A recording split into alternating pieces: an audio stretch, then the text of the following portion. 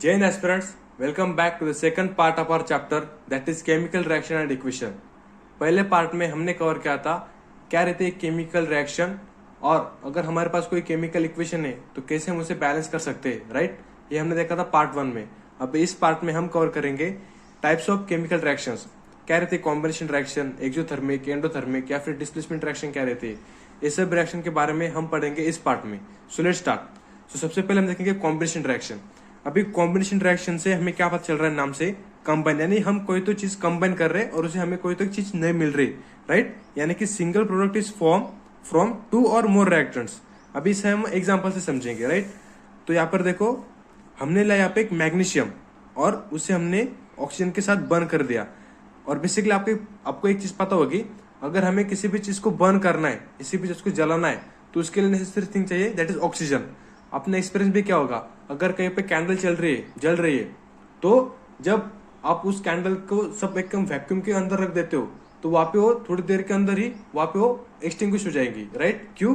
क्योंकि वहां पे उसका ऑक्सीजन का सप्लाई कम हो चुका है और अगर ऑक्सीजन का सप्लाई नहीं है तो कोई भी चीज बर्न नहीं होगी, राइट। तो ये आप मैग्नीशियम रिबन को बर्न किया है with dazzling white flame and change into white powder. यानी कि यहाँ पर मैग्नीशियम जब ऑक्सीजन के कॉन्टेक्ट में आ रहा है जो है वो बर्न कर जा रहा है ऑटोमेटिकली, क्योंकि ऑक्सीजन के कॉन्टेक्ट में आने के कारण से। और जब वो बर्न होता है तो एक व्हाइट कलर का पाउडर फॉर्म होता है, राइट। तो उसी को हम कहते हैं मैग्नीशियम ऑक्साइड। अभी यहाँ पर क्या हो रहा है, यहाँ पर मैग्नीशियम एक एटम है एंड ऑक्सीजन अंदर एटम है। यहाँ पर 2 एटम आ रहे, ये दोनों एटम कंबाइन होके हमें एक सिंगल प्रोडक्ट दे रहे और इसी चीज को हम कहते हैं यहाँ पर कॉम्बिनेशन रिएक्शन हो रही है, right. That is magnesium plus oxygen gives MgO, that is magnesium oxide. और यहाँ पर ये भी आप ये भी चेक कर सकते हैं कि अभी जो रिएक्शन है ये बैलेंस है या नहीं।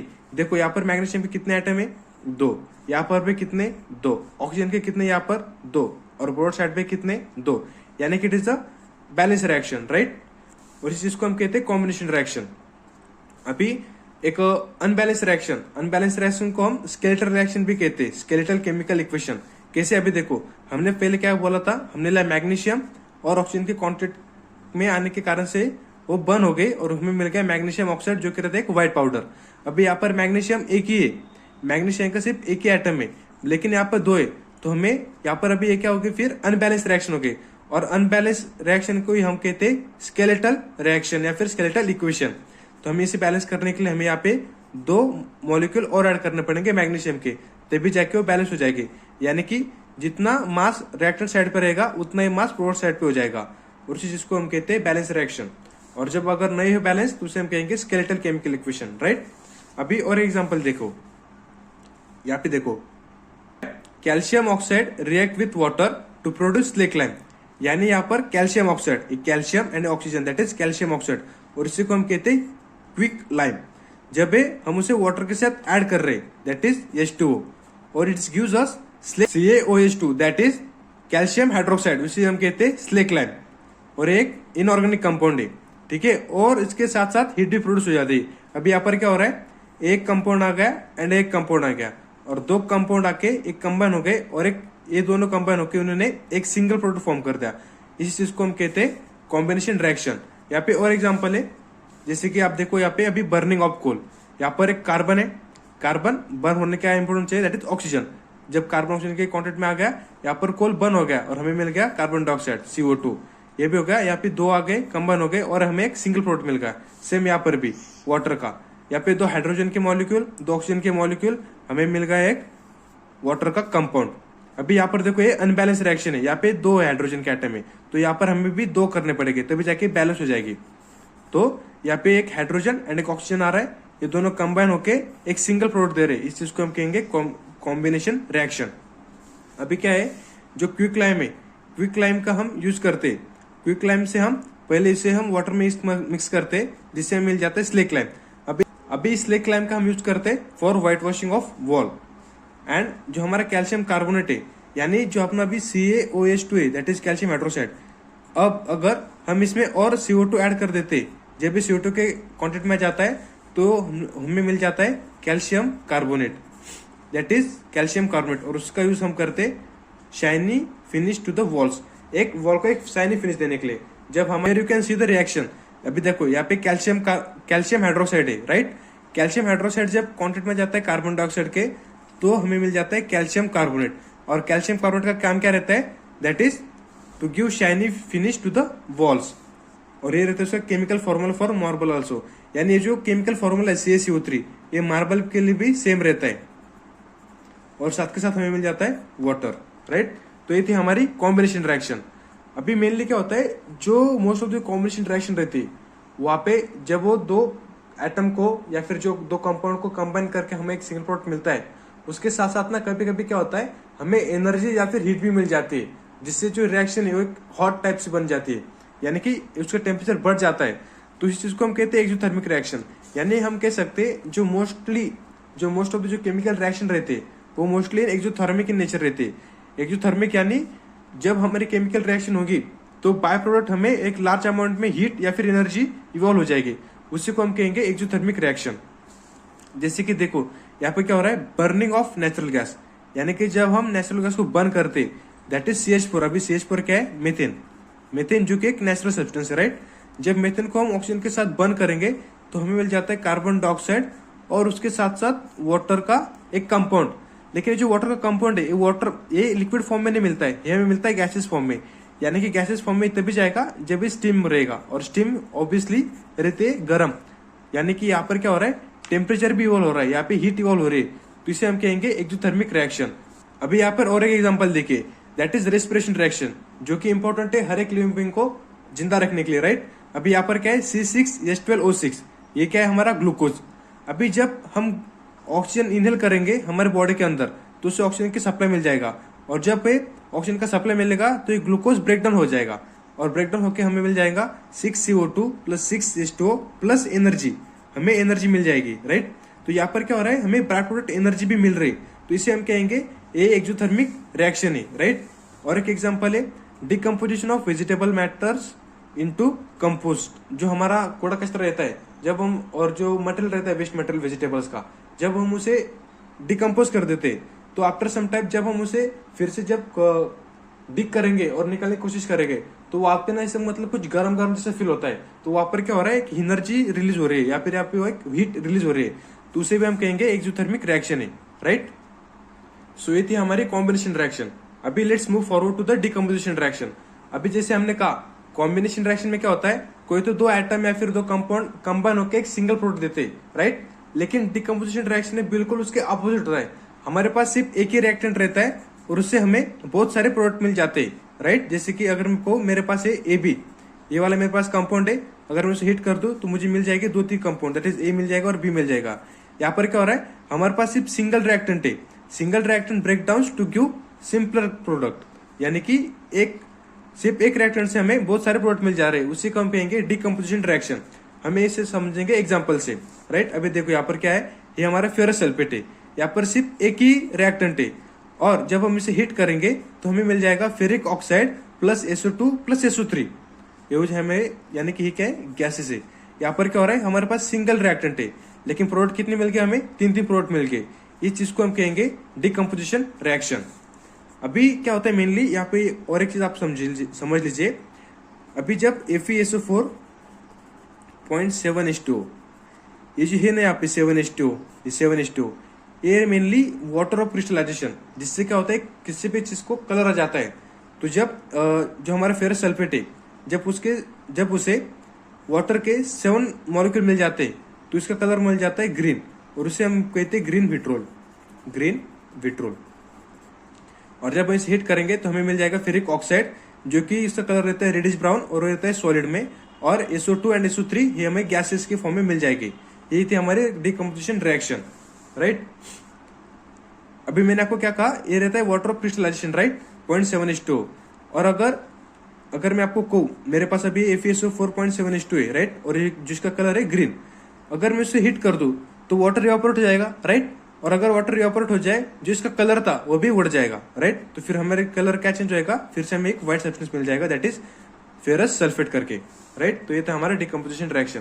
यहाँ पे और एक एग्जांपल है, that is CaCO3, that is calcium carbonate, जिससे हम क्या कहते हैं, लाइमस्टोन या फिर मार्बल भी कह सकते हैं। जब हम इसे हिट करेंगे तो हमें मिल जाएगा क्विकलाइम एंड कार्बन डाइऑक्साइड। यहाँ पर क्या हो रहा है, सिर्फ हमारे पास एक रिएक्टेंट है और हमें मिल रहे हैं 2-2 प्रोडक्ट, यानी कि क्या है, डिकम्पोज, किसी को हम ब्रेक डाउन कर रहे हैं, डिकम्पोज कर रहे हैं उसे। यहाँ पर, और एक चीज क्यूक्लाइम है, क्यूक्लाइम का हम यूज करते इन मैन्युफैक्चरिंग ऑफ सीमेंट। और कैल्शियम CO3 का दैट इज लाइमस्टोन, इसका यूज हम करते to give a shiny look to the walls, right. ये तो और एक एग्जांपल। और एक एग्जांपल है, देखो अभी यहाँ पर है lead nitrate that is 2PbNO3, ये सॉलिड फॉर्मेट में।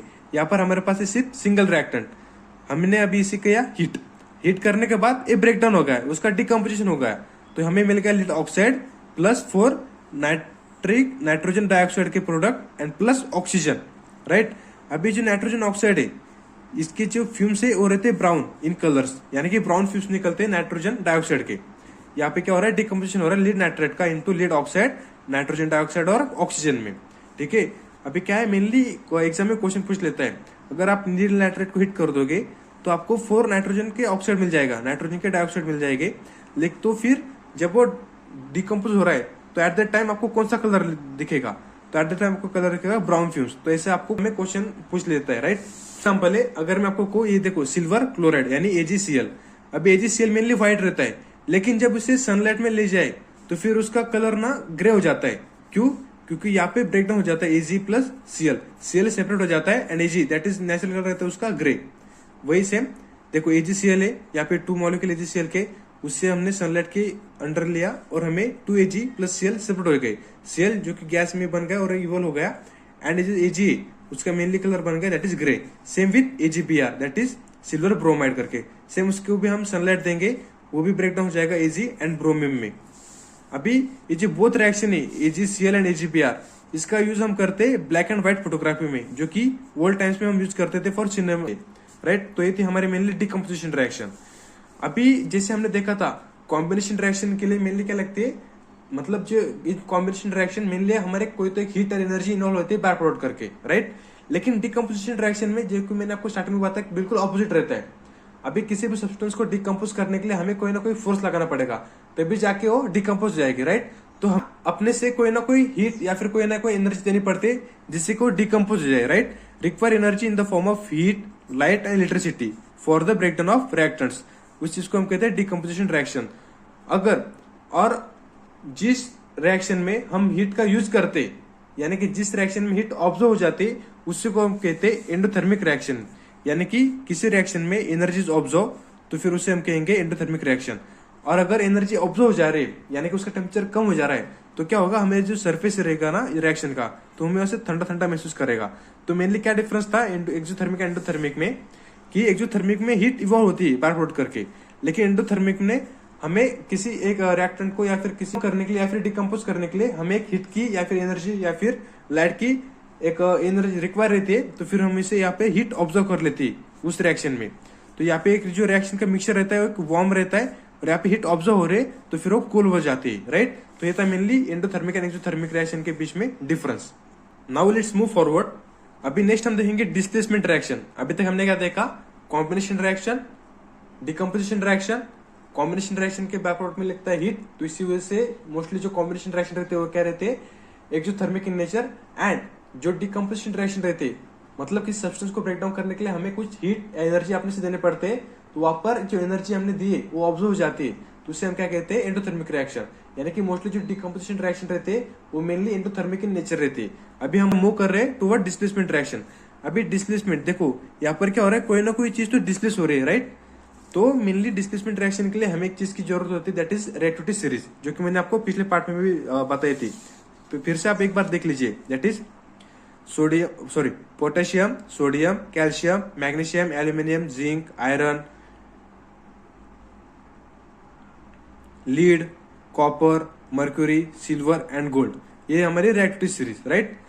इसका क्या मतलब होगा, जितना ज्यादा मेटल रिएक्टिव होगा उतना ही वो लेस रिएक्टिव मेटल को रिप्लेस कर देगा, यानी डिस्प्लेस कर देगा, राइट। तो इसी चीज का यूज करेंगे हम डिस्प्लेसमेंट रिएक्शन में। अभी वो कैसे, let's see with an example. यहाँ पर देखो अभी आयरन है, राइट। आयरन को हम ऐड कर रहे हैं इन कॉपर सल्फेट में, जिसका कलर रहता है blue in nature, that is CuSO4। अभी यहाँ पर देखो, यहाँ पर क्या हो रहा है, पहले प्रोडक्ट देखो, FeSO4 प्लस कॉपर का फॉर्मेशन हुआ, यानी क्या हुआ, जो हमारा आयरन है, आयरन ने कॉपर को रिमूव कर दिया, यानी कि आयरन ने कॉपर की जगह ले ली, यानी यहाँ पर कुछ ना कुछ डिस्प्लेसमेंट हो गई, ठीक है। तो इसी चीज को हम कहते हैं डिस्प्लेसमेंट रिएक्शन।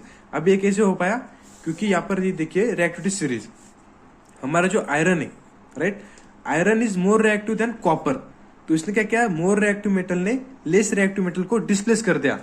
मतलब इसने जो कॉपर सल्फेट था, कॉपर सल्फेट से इसने क्या किया, कॉपर को निकाल दिया और उसकी जगह पे खुद आ गया। इससे क्या हो गया, हमारे एक नया सब्सटेंस मिल गया, दैट इज आयरन सल्फेट। और कॉपर सेपरेट हो गया क्योंकि वो लेस रिएक्टिव था आयरन से। तो यहाँ पे और एक स्टैटिक चीज क्या है, जो हमारा कॉपर सल्फेट है वो रहता है ब्लू इन नेचर, और जो हमारा आयरन सल्फेट रहता है वो रहता है ग्रीनिश ब्लू करके। एक एग्जांपल है दैट इज जिंक। यहाँ पर फिर से कॉपर सल्फेट है एंड जिंक कॉपर को रिप्लेस कर दे रहा है या फिर डिस्प्लेस कर दे रहा है खुद से, दैट इज जिंक सल्फेट बन रहा है और कॉपर को सेपरेट कर दे रहा है या फिर उससे ब्रेक डाउन कर ले रहा है। अभी यह भी कैसे हुआ, क्योंकि यहाँ पर फिर से देखो, zinc is more reactive than copper, that's why ये रिएक्शन पॉसिबल हो पाई। सेम विथ दिस रिएक्शन, यहाँ पे lead and copper chloride, copper chloride का सोल्यूशन है। यहाँ पर अभी कॉपर फिर से लेस रिएक्टिव है देन लीड, उसकी वजह से क्या होगा, जो हमारा लीड है वो मोर रिएक्टिव है तो फिर वो लेस रिएक्टिव को रिप्लेस कर देगा। तो इसने यहाँ पर कॉपर को रिप्लेस कर दिया और जगह मान लिया अपनी लीड क्लोराइड करके, और कॉपर को फिर से सेपरेट कर दिया। देखो, zinc and lead are more reactive than copper, ये इस दोनों का एक्सप्लेनेशन हो गया। और हमारी रिएक्टिविटी सीरीज जो कि मैंने आपको बता दी। और हम अभी हम मूव फॉरवर्ड करेंगे डबल डिस्प्लेसमेंट की तरफ। अभी डिस्प्लेसमेंट रिएक्शन में क्या हो रहा था, सिर्फ कोई तो एक सिंगल एलिमेंट दूसरे किसी सल्फेट या फिर किसी सब्सटेंस से उसे रिमूव कर दे रहा था या फिर डिस्प्लेस कर दे रहा था। लेकिन यहाँ पर क्या है, नेम में डबल डिस्प्लेसमेंट, यानी यहाँ पर किसी दो चीज का डिस्प्लेसमेंट होगा, राइट। जैसे कि डिस्प्लेसमेंट में सिर्फ सिंगल एक चीज का हो रहा था, लेकिन डबल डिस्प्लेसमेंट कोई दो चीज का डिस्प्लेसमेंट होगा। Let's see with an example. अभी यहाँ पर देखो, यहाँ पर क्या है, sodium sulphate that is Na2SO4 और barium chloride that is BaCl2। अभी यहाँ पर देखो क्या होगा, यहाँ पे अभी सोडियम है, राइट।